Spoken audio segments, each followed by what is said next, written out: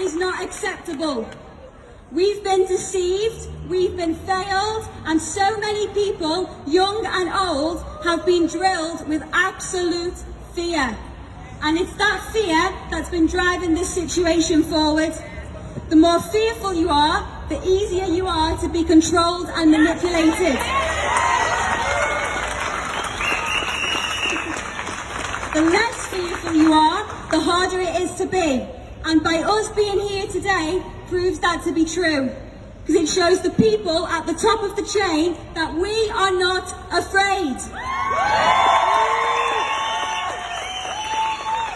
We are not afraid, and we will fight until fear is overridden by strength, knowledge and unity.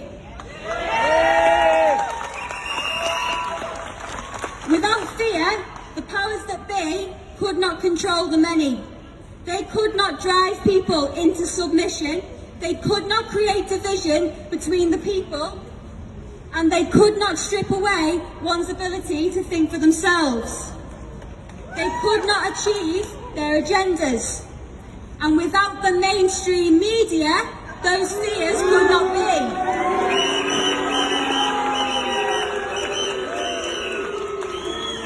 As a young person, defund the BBC! As a young person, it saddens me the most to see so many of my own generation and younger deceived and living in this fear. So many do not realise just how threatened our futures are. And as young people and children, we are the main targets. We are young and ever growing, and our minds are very easy to mould, and that's been done through the likes of reality TV and the manipulative, addictive, brainwashing, influential ways of social media.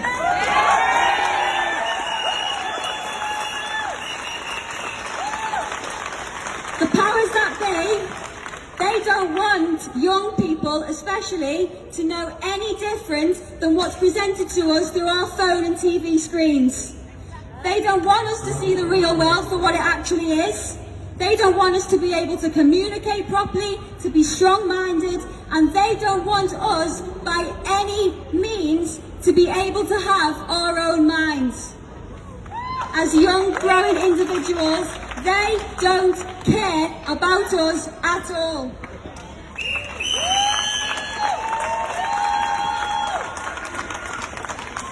As young people, we always say how much that we want to change the world. And if we really want to do it, we need to start looking up and out from those screens at the real world around us.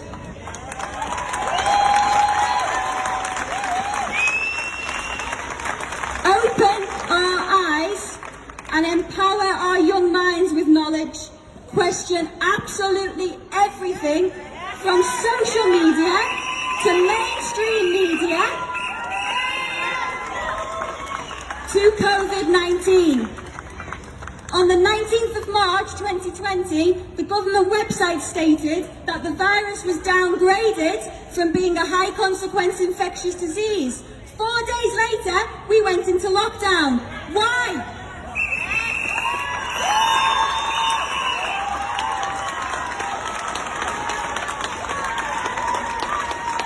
The Health Secretary claims that 2 households can meet at a social distance in an outdoor public space, but not in a pub garden, even though a pub garden is an outdoor public space. In some restaurants, you must wear a mask when ordering takeout food, but not if you're ordering to sit in. But what's the difference? Are you wearing a mask because you are fearful of this virus and others around you? Or are you wearing a mask just because you've been told to in the places that you've been told to wear them out of fear of the consequences?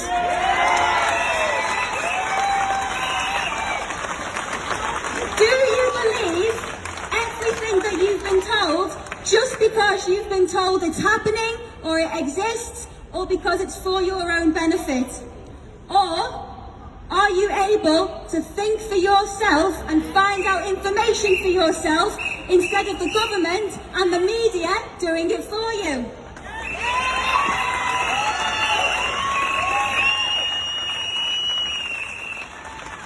There is absolutely nothing logical or straightforward about COVID-19.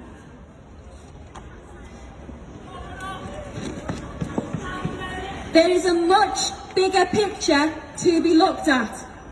So I would strongly encourage you all to look into the following.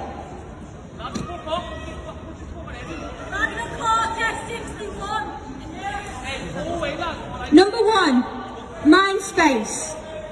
From the Institute for Government, it's a document that was created in 2010 by the British Gov, which discusses how mind control is used to influence the change of behaviour in society. That's mind space. Number two, Operation Lockstep. Operation Lockstep is part of a wider document called Scenarios for the Future of Technology and International Development, written by the Rockefellers in 2010.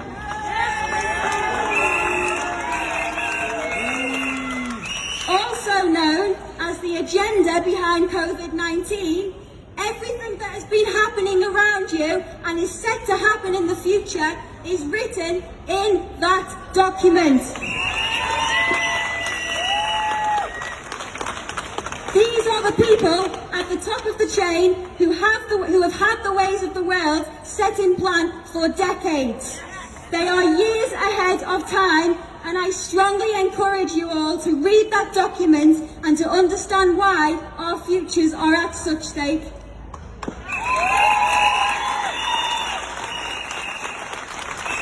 I'd also strongly encourage the following to be looked into.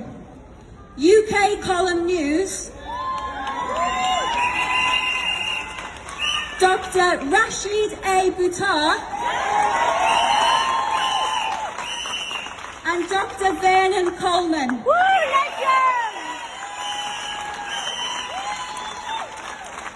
These are just three of the many credible, independent people out there who provide us with the truth that's been missing, who have our best interests at heart, and David Icke, and whose information does not deserve to be dismissed.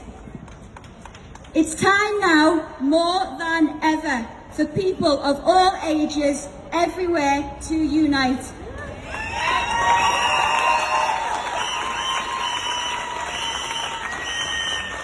We need to take back our lives and our freedoms that we deserve.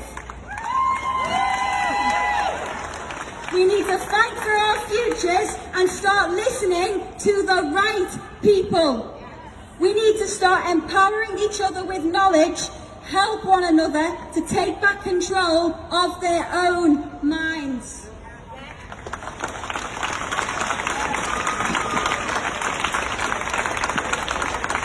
Talk to each other, calm and collected, in ways that leaves people thinking and questioning. All of us here today, never stop speaking your truth.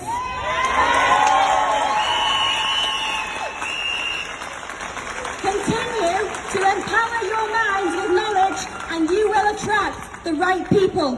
Can I say something quickly? Quick. Fuck the mask. Forget the mask, yeah? I've torn it off, yeah?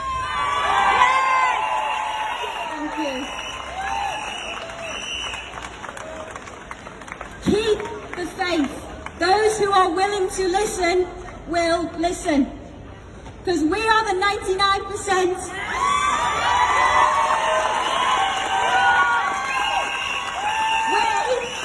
We are unity. We have the real power. It all depends on how we use it.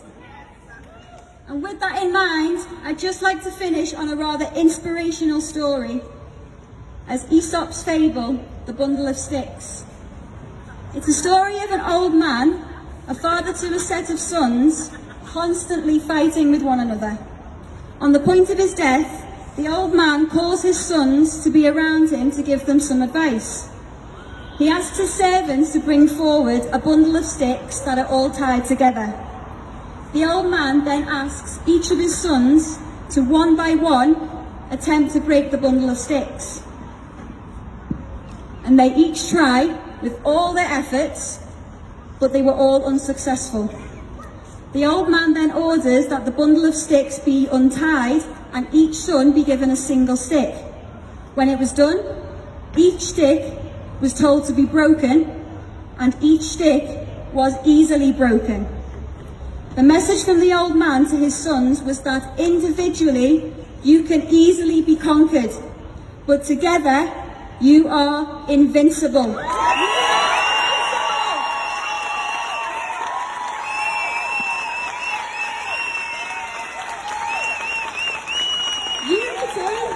Union gives strength.